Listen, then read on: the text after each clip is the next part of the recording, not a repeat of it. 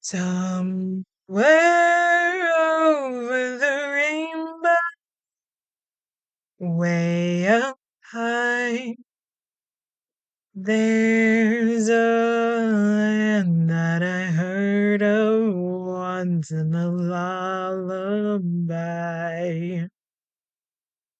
Somewhere over the rainbow, skies are blue, and the dreams that you dare to dream really do come true. Oh my god, my cat distracted me. Someday I'll wish upon a star and wake up where the clouds are far behind me, where troubles melt like lemon drops above the chimney tops. That's where you'll find me. Somewhere over the rainbow, bluebirds fly, birds fly over the rainbow. Why then, oh, why can't I?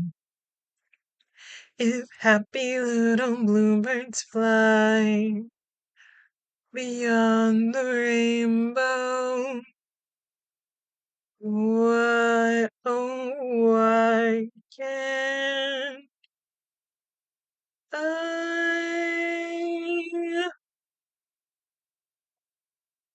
My cat is still distracting me. I'm like, hopefully y'all could hear that. I'm still figuring out this mic shit.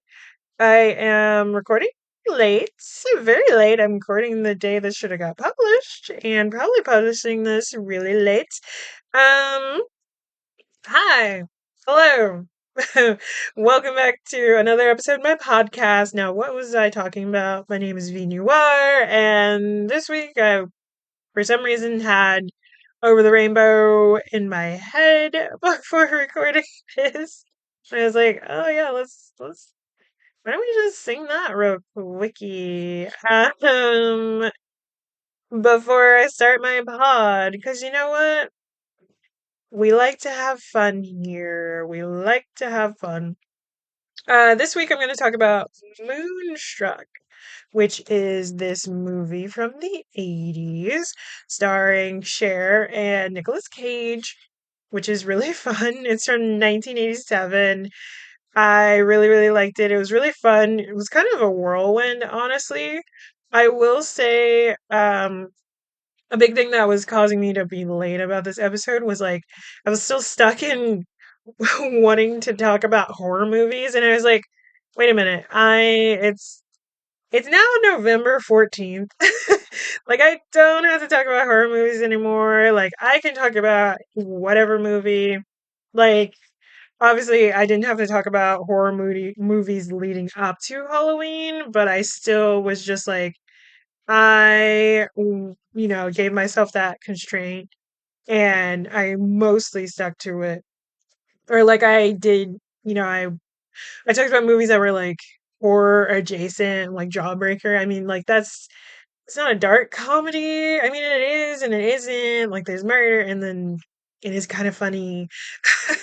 But yeah, so because I wanted to do like a double feature situation, which I might still do later. I was going to talk about Goodnight Mommy and The Lodge, which is two movies from the same director duo. And I was just like, because I was thinking about The Good Son. So then to go from talking about The Good Son to Goodnight Mommy felt like a perfect thing to do. But then I wanted to rewatch both those movies because I hadn't seen them in a minute, especially Goodnight Mommy, at least the original Austrian version of it. Yes, it is Austrian, and then it came out in 2014 originally, and then there was a 2022 remake, American remake, that I haven't seen yet. The kid in that is well, for one, I thought it was just one boy that they had do two parts, but he is actually a twin as well, which is really interesting. I'm like, damn, they're like identical twins, at least going off of the cover and everything like that. And yeah, kind of just thinking about movies with like fucked up kids and kind of staying in that mode and stuff. The original Austrian movie was co-written and directed by Veronica Franz and Servi- Servin Severin Fila Fila. Fuck. I was like, yeah, I got that first name, but that was easier for me. But yeah, and then hey, buddy, you're here. I love you. You're gonna go over there though. Please don't be on my computer. Um, I'm like, I already fed you. You just poop because I can smell it. Um, you just want attention, and I'm like, I gotta give the people what they want. I mean, I don't know what the people want because my audience is still growing, I think. Um, at least I'm trying to post consistently. So there is that. It's just like, uh-huh, we'll get there. I just was overthinking it, and I really should have just because I ended up watching Moonstruck twice, only because the first time I wasn't fully paying attention because I was trying to edit stuff related to the podcast, and then ended up not fully paying attention to the movie. And then I was like, wait a minute, I should have just paid attention so I could talk about it and then record it. So then I didn't waste a day. I just ended up realizing after the fact that I should have just paid attention so I could talk about it. Because I mean, I do watch, I watch movies for leisure too sometimes and don't pay attention. Like, what the hell was that movie yesterday? It was like School Dance, which was like a Nick Cannon directed movie from like 2014, but the script, according to my roommate, and even honestly, when I was actually paying attention, felt very much like 2008 or something. For some reason, I was just like, what the hell is happening? But anyway, so something about um Veronica and this other guy, Severin. I feel like it's Severin. Severin sounds right. Something about Veronica and Severin and their like need to write kind of fucked up kid characters because in the lodge, um, that's their American movie, or I want to say it's American. Like we'll go with it being American, but it's similar to how yes, the substance is English and American actors, but it had a French director, so it's like there's this gray area there. And I think that's also why the level of nudity was the way it was because like honestly, European audiences are used to more nudity and less violence. Like American audiences, there's a lot more violence and a lot less nudity, and I think we should change that in general. We gotta normalize the physical form and make violence not as normal, like at least gun violence. But I digress. So the lodge came out 2019, 5 years later after Goodnight Mommy, and still before the American remake of Goodnight Mommy, which came out in 2022. And that's on Amazon, I believe, as well. So I feel like I'll eventually watch it, but I'm like, I don't know if I have that dog in me to watch essentially the same movie twice, and then also The Lodge. And honestly, because of the way that Goodnight Mommy ended, and me coming into The Lodge, I was expecting one ending, and then completely got that subverted, honestly, because I was like, I don't know where this is going. And I saw that in theaters because I was excited. I was like, I really liked Goodnight Mommy, so I want to see more from these people. And this was really good too. I feel like it's definitely not a movie for everyone. And I'm like, wait, I'm not gonna fully talk about these movies because I do want to rewatch them and then make more of a judgment about it because I'm like on the rewatch, especially not in a theater, because there is the magic of the theater experience that kind of captivates you in a way where you aren't noticing as many issues, especially if you're like me and you only really see the movie like once in a theater. So, because I usually try not that I try not to rewatch or reread stuff, it's just like if I can fully remember the plot and how it goes, I don't revisit something because I want to revisit the thing with a fresh like mind of like, oh, I don't even really remember. So like when I came back to The Good Son, it's like I remembered the ending, but I didn't remember how they got there. So like I didn't remember anything about Elijah Wood and his character and what happened to him and like the grief he was going through and all that stuff. So yeah, and I mean he was acting. But okay, since I'm like right in front of the lodge's wiki essentially. Like the lodge was actually no. Let me talk about Goodnight Mommy because you will then understand why I looked at this and was like came into the lodge expecting something specific. So with Goodnight Mommy, two twin boys, uh, move into they move back into the home with their mom who just went through like a cosmetic like facial surgery.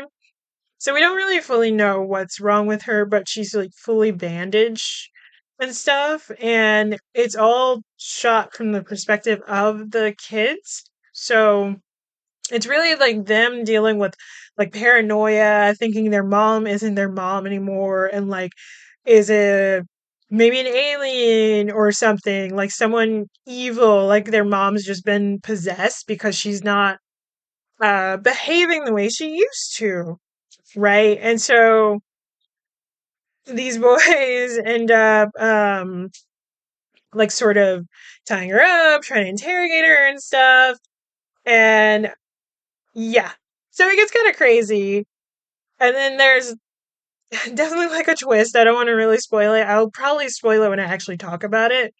But there's definitely a twist. So it's just like, but essentially it's like this movie, since it's from the kid's perspective, and it is kids like sort of overpowering an adult and playing like fucking with an adult.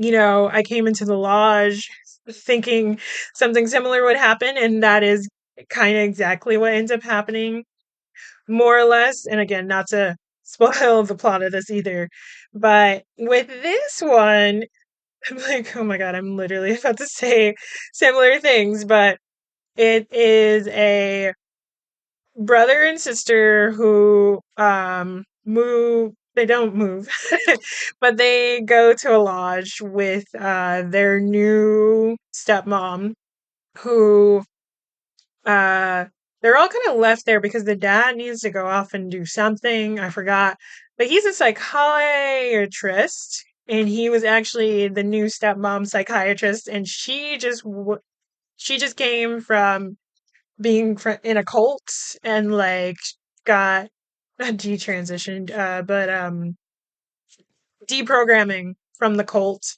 and he helped her through that. And I'm like, I don't think any of that is ethical, actually. I don't like that. But essentially, the kids don't really like her, and they decide to fuck with her, and it kind of goes from there. And I'm like, ooh, not a good idea, you guys. But it's also like, fuck around and find out, at least in that movie with the kids, because, their actions had consequences and they didn't think. what would happen, and the ending is pretty wild. Um, and like I love that I was like, I'm not going to talk about horror movies anymore, and then and then the ones I wanted to talk about, I still ended up talking about. But anyway, let me get into Moonstruck. But yeah, the synopsis is Loretta Castoroni, a bookkeeper from Brooklyn, New York. She's from New York. Finds herself in a difficult situation when she falls for the brother of the man she has agreed to marry. And I had never seen this movie. I think I knew of it. I mean, people love Cher. Cher is phenomenal. She's playing a 37-year-old woman, but based on uh, like her current age and, subtraction. She's actually 41 in the movie, and then again, based on his current age and subtraction, Nicolas Cage is 23 in this movie, which is so wild. But like him being all scruffy in the beginning definitely ages him. And also, whoever the cinematographer was for this movie was like, I'm gonna light the fuck out of this movie and make every time you look at Cher, she looks gorgeous because oh my god, was he her friend this whole movie? It was just like, god damn. Like she would just show up on screen and it's just like, oh my god, she's so beautiful. Jesus. And oh yeah, I forgot. It's like it is based in New York. It is in the 80s, so you do see the Twin Towers. And honestly, that was also making me think about like if people are currently shooting movies and TV or whatever that's supposed to be based in basically any time before 2001, and there's like a cityscape as like B-roll for New York. They're not doing a good job if the Twin Towers aren't in it, because I'm like, you can definitely find just footage of that, like just do like a found footage B-roll of that. Don't even try to like shoot the skyline. Like you could definitely just find it. Yeah, I just found out his name is David Watkins. Sadly, he passed away in 2008. He's done a ton of. He had done like how do you English past present tense. He did a lot of cinematography. Movies that I've heard of but haven't seen are oh, okay. I was like Obsession, like Beyonce Obsessed. But no, that was 1997 movie. The Good Mother is a movie I've heard of but haven't seen yet. He did the Three Musketeers, which is really cool, and apparently the Four Musketeers, which is a sequel I didn't know about. So there's that. I mean, yeah, he's been doing cinematography. He did cinematography since 1956 and till 2001. Wow. Oh, Jane Eyre. That was another one that I heard of but hadn't watched. I'm like, damn, I might have to go through his filmology because the lighting in Moonstruck is really beautiful. And yeah, like literally all of what I said in that synopsis is exactly the plot. Although I will say that we also, because she's Italian American in this movie, she's not in real life, but in this movie she is. So she's living in like a multi generational household. So she lives with her parents and her grandpa. I think paternal grandpa. I don't think it's her mom's dad. And I want to say her aunt and uncle also live in this house.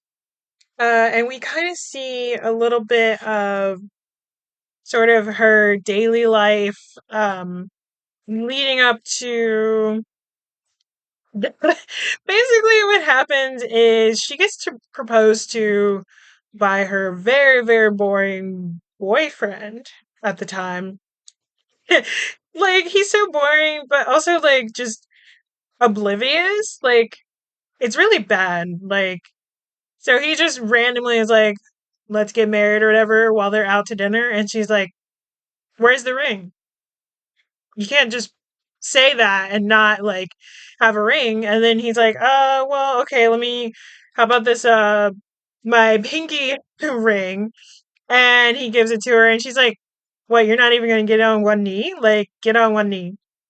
And then he gets on one knee, proposes to her, and then she's like, "Oh, thank you," and then like puts it on her finger, her ring finger, or whatever. And I was just like, "This is he's so awkward." Ah. And then so basically, he has to fly off to Italy to take care of his dying mom. And so while he does that, he's like, "Hey, can you convince my brother Ronnie?" So her boyfriend's name is Johnny and his brother's name is Ronnie, and Ronnie is Nicolas Cage's character. And I'm like, oh, haha, the mom really just was not. um, Ronnie, Johnny, whatever. She was just like, oh, let's make it easy. They rhyme, yeah. Yeah.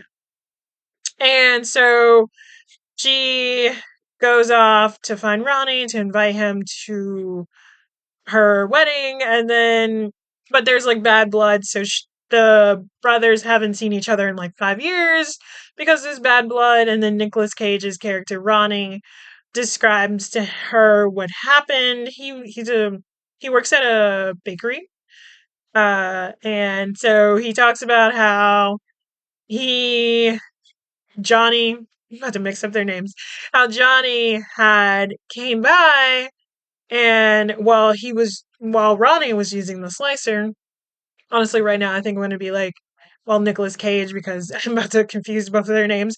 So Johnny comes by while Nicolas Cage is using the slicer, and Johnny asks Nicolas Cage something, but because Johnny says something to him, Nicolas Cage's character ends up cutting off of part of his hand.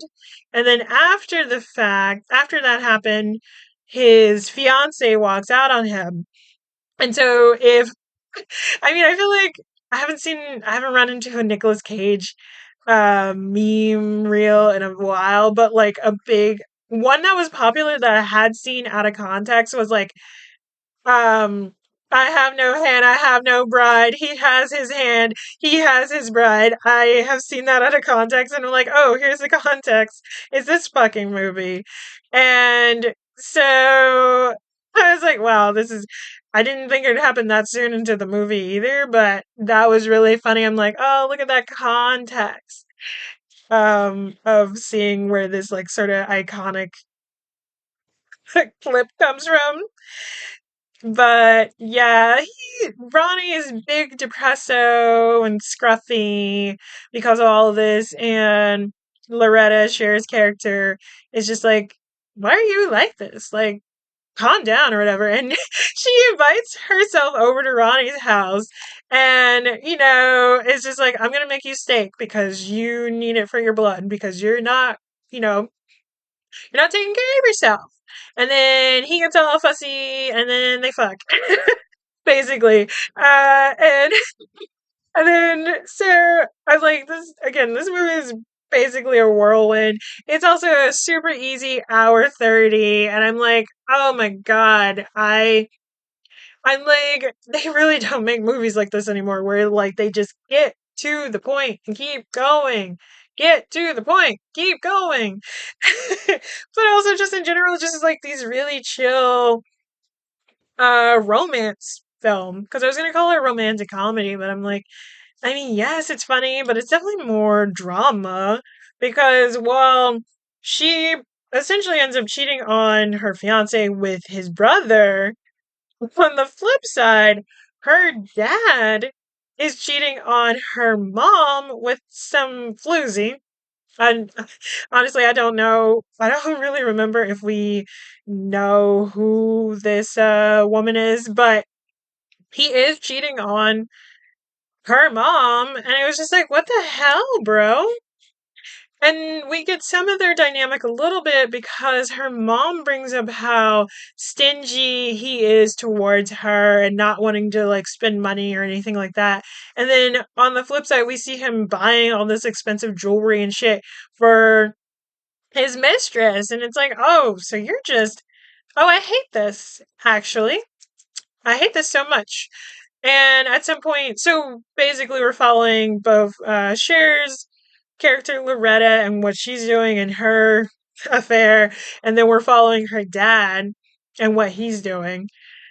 And so the mom, because she has this sixth sense for it, is just like, I know he's cheating on me. She she goes to eat dinner at this restaurant that apparently this is the only restaurant that exists. No, but I think it's just like a restaurant that they frequent a lot and they know the owners or whatever. Like, they're there all the time because it's the same place that Loretta got proposed to. And so the mom is there. She sees this situation happen at a table next to her between what turns out to be a professor and his student having dinner together. And um, more or less, we can assume that he was having like sort of a maybe sexual or romantic relationship with this girl or this woman, college age person. And then she's like, you know what? I'm sitting alone. Why don't you just come eat with me? Like, why not? You're alone now. I'm alone. And, they have a chit chat or whatever. She asked him why men would like cheat or stray or whatever. And he says it's like about attention or something. And she says she believes it's because men fear death. They're fearing death, right? And that makes sense, especially for her husband, because it's like he is older and all this stuff. So it makes sense. But they weren't in agreement about, why men would stray or anything like that. And they end up leaving the restaurant together and walking arm in arm. And then she runs into the grandpa walking all five of their dogs. And it's just like, he sees her doing questionable, like, because she's arm in arm with this guy. And it's like, oh, this is kind of suspicious behavior, but she's not actually going to do anything. But this man is thirsty, honestly. Because he was saying there was something about being able to teach someone uh, something for the first time and the look of admiration that this person has.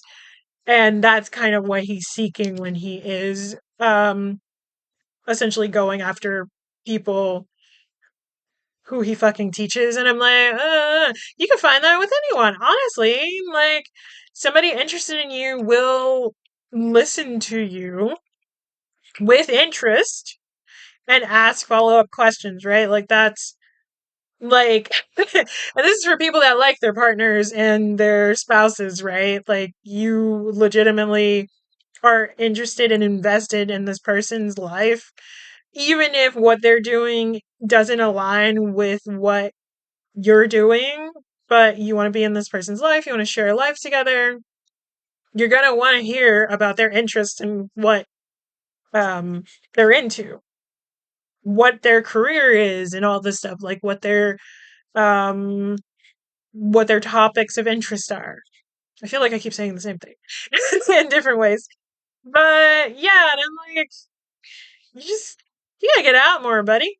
And then so because he's having this conversation with the mom, he gets interested in her and he walks her back to her place, which is this whole brownstone because they're in New York. And he's just like, wow, this is like a mansion. And she's like, oh, it's just a house. And he's just like, oh, well, I guess you can't invite me in because people are home, right? And she's like, no, actually, no one should be home right now, but I'm still not going to invite you in. And he's like, oh, well, you could come over to my place. I live in an apartment. You can see how the other, the other side lives. And she's like, no, I'm married. I know who I am. and, turns him down. And I'm like, God damn, he is desperate. But another thing to note too is like because Cher is playing this character who's 37, she's got these grays and everything like that. So after she sleeps with Ronnie, she decides to do herself up because Ronnie basically says, well, no, Loretta says she can't do what she's doing because she has bad luck. And of course, this would happen because of her bad luck, because her first marriage, um, she was iffy about having kids with her husband at the time. And then he ended up getting hit by a car and passing away, or hit by a bus and passing away. And so she regrets a lot of things from that and thinks that all of that is just this bad luck that she's accumulated. And it's just so interesting because it's like, sure, she has like a little bit of grays or whatever, but it was just like this feeling of like 37 being so old. And I'm like, especially now that I'm 31, I'm like, it's really not that old, honestly. It's like, wow, I'm an adult and I've been an adult for, I don't even feel like I've been an adult for that long, honestly. Like, I feel like when I hit 40, I'm gonna be like, wow, I've been an adult for a while now. Because it's like, I'm just barely on the other side of being a teenager and going through my 20s and unlearning stuff from growing up in like a really religious household and learning about my gender and how and my sexuality and things like that. And it's like, okay, I've learned, unlearned all in my 20s. And now it's like I take that information and go from there. Like I still haven't had enough time to just be essentially be an actualized adult. And I'm still not even there because I don't have like a wardrobe that matches how I feel about my gender, and things like that, like my gender presentation and stuff. It's like I still have stuff from like I would fucking wear in my 20s. Like it it's really not that old, and it's so wild that we live in a society. We live in a cis society.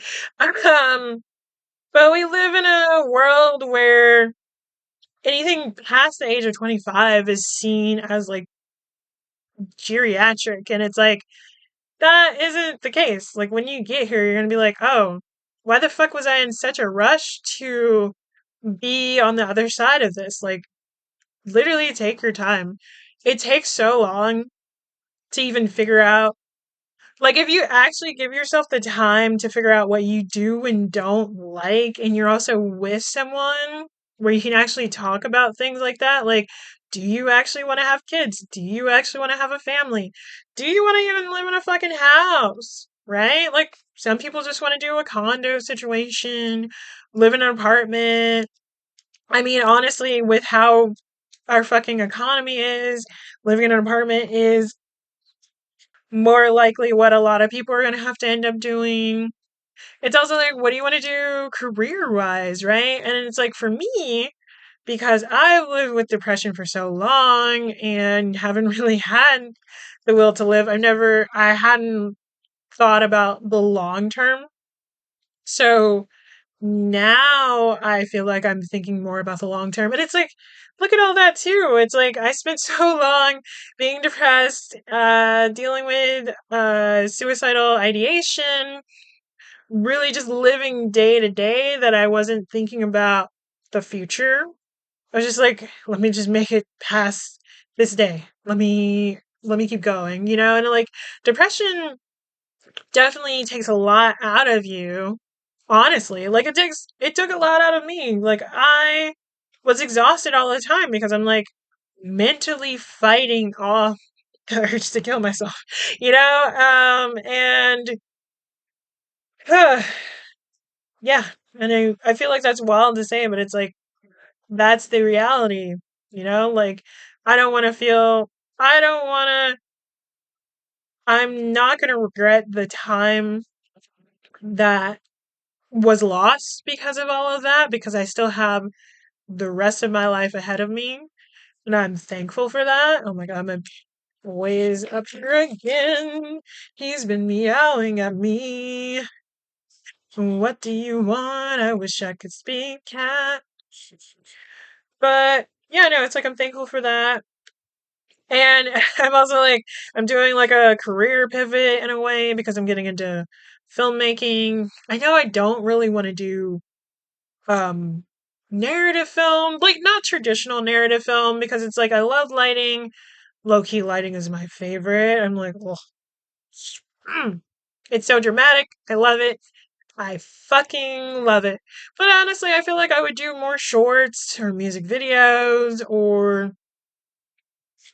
just like more short form than long form. I think I have like at least two fiction movies in me or something.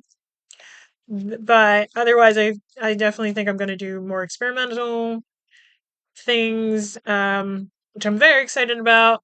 Very excited. I feel like next year is going to be really interesting because I'm going to be doing I'm gonna pivot and start focusing on doing more art making because the last year or so has been me more gathering skills and thinking about concepts and stuff.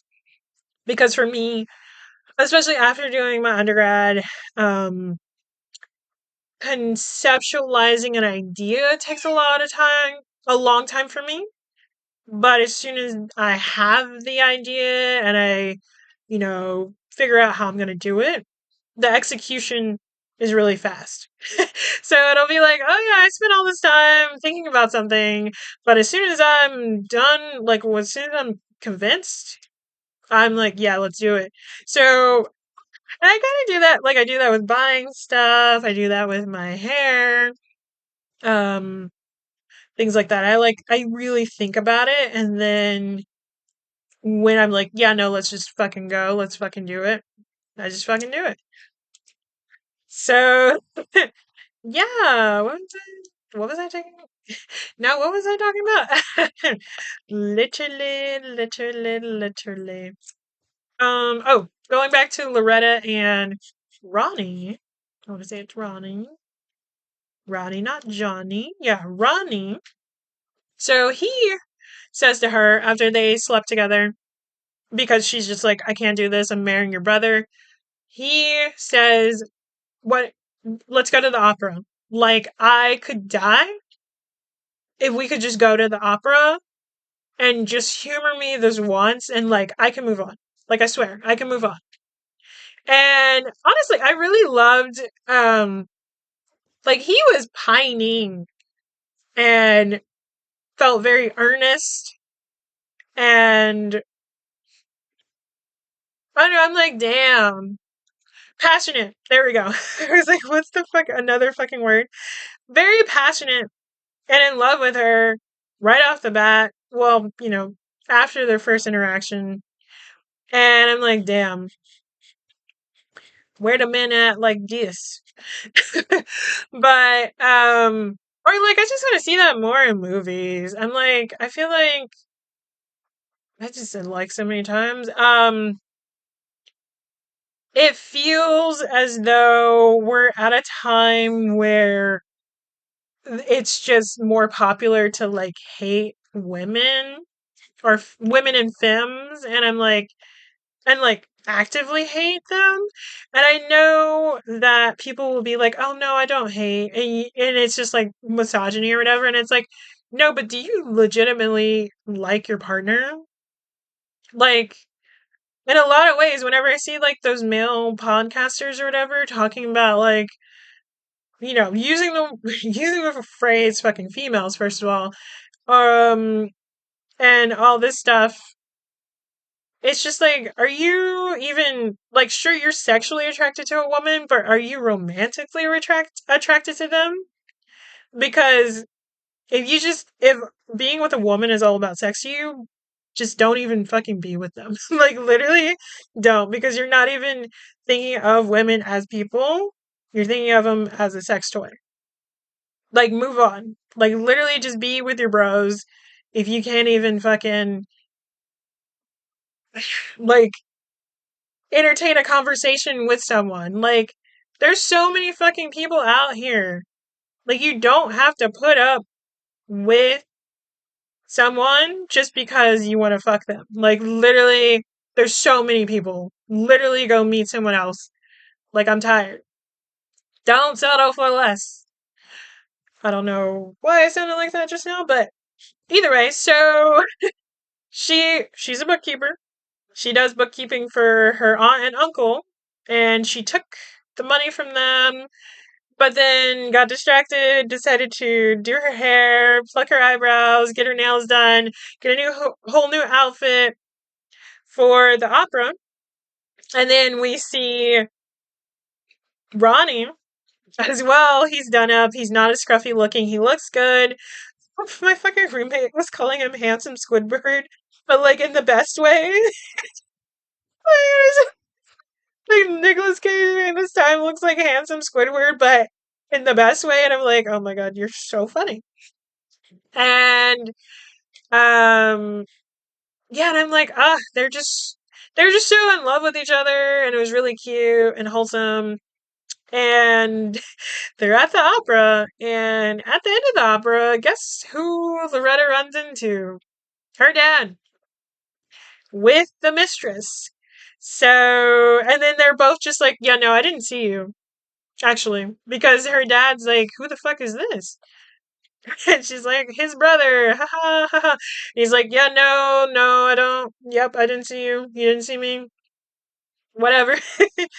And, yeah, I'm like, oh, this is kind of like, this movie happened over the course of like 1 or 2 days, maybe 3.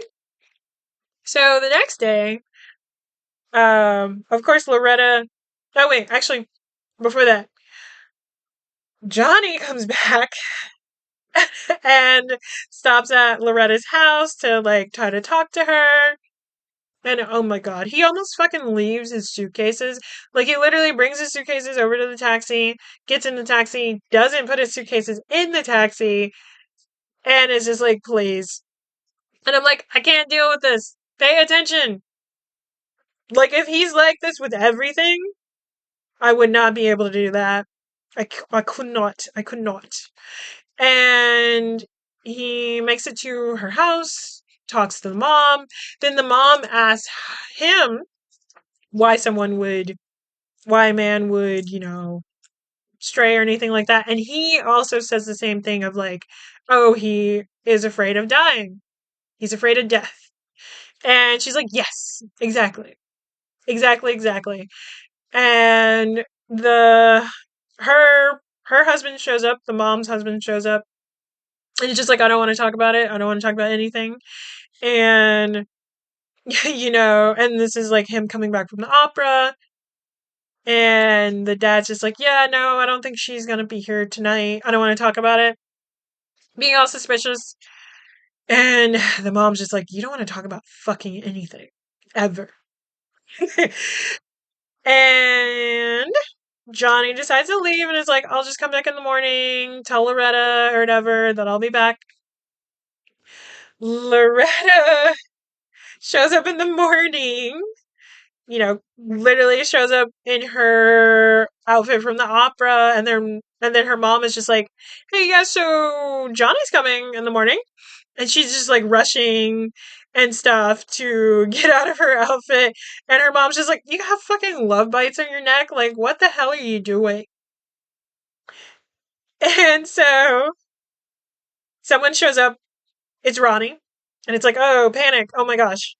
And then Ronnie sits down and is just like, I'm in love with you, da da da, and meets her parents. And he's really nice to them. And actually, it's funny because her dad doesn't like Johnny at all, but he seems to like Ronnie enough. And then someone else shows up, and it's just like, oh fuck, is it Johnny? But then it's Loretta's aunt and uncle, and they're just like, hey, so we just been to the bank. And they're like, and she's just like, oh shoot, I still have the money. I'm so sorry. And they're like, oh, thank God you still have the money. We didn't know what was up with you. They're just like, kind of trying to figure out Like, what the hell happened? Like, did you run off with it or something? Did you use it for drugs? Well, that was my assumption, at least, because it's like, yeah, you were given a ton of cash up front and didn't do anything with it, so or didn't do what she was supposed to do, which was go to the bank. So all of these people are here in the kitchen, and then Johnny finally shows up, sees his brother, and is just like, I don't know why you're here, but Loretta, I can't marry you because if I marry you, my mom's gonna die. Because he literally went over there, saw his mom, her she was near death, according to him, and then as soon as he told her that he was getting married, she sprung up. She um cooked this feast for everyone, ate so much. And so now he feels like if he gets married, his mom will die. So he's like, I can't marry you. And she's like, what do you mean? You fucking proposed to me. And like, she gets all upset. Because, I mean, she was going to call off the wedding anyway, but she's like, you're not going to call it off before I call it off. Fuck you. And then he takes the ring back from her. And then all of a sudden, Ronnie proposes to her. She does the whole thing of like, where's your ring? And then they look at Johnny and take back the pinky ring. And then she gets the pinky ring back and she's like, this will have to do. And then they celebrate. And Johnny's like, I don't know if I should even be here. And her dad is like, no, you're family. It's fine. It's fine. Ah, I forgot about this.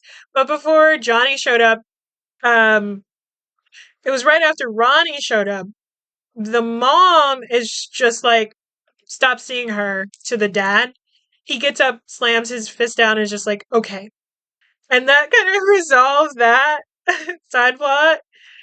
And yeah, no, like, so Loretta ends up getting married to Ronnie, and they kind of just end the movie there. I like this movie was such a fucking roller coaster. Very dramatic, pretty fun. Cher looked gorgeous. Nicolas Cage was Nicolas Caging, but very subdued. Um, Acting from him, like dramatic, but not crazy dramatic. I do love dramatic Cage, but I'm also like, it's fine when I mean, I don't know, he was very much telling the like, woe is me, and I'm like, damn it. Why do I just enjoy a man groveling, I guess. That's just how I am, apparently. Oh, that makes sense. I think he was also working on Raising Arizona, and that's why he kind of looked a little crazy. Oh my god, Vampire's Kiss came out a year after this. Vampire's Kiss is so funny as well. It's funny, but also like pretty dark. Damn, he's been acting for a minute. But yeah, this was gonna be a quick one because Moonstruck, I was just talking about one. It's really fun. It's only an hour 30. Nicolas Cage, he's not at the most Nicolas Cage he could be, but he definitely is a good time, and Cher looks gorgeous. This whole movie is gorgeous. If you want to look at the Twin Towers, you can watch it for that too. And yeah, no, I really liked it. And yeah, I'm gonna end it there. Follow me on Substack, where I post like extras and things like that about my different podcast episodes. That's vnoir.substack.com. I'm on Instagram, v underscore noir underscore, and TikTok, v underscore noir. I need to get back into Twitch streams. I'm probably going to only stream once a month, but that's v underscore noir as well. Check out my podcast archive, www.nwwitapod.com, and support me on Patreon, please. I really want to do film screenings with people. I think that would be a lot of fun. They wouldn't be movies that I would end up talking about on the podcast, so it'd just be really much a group activity.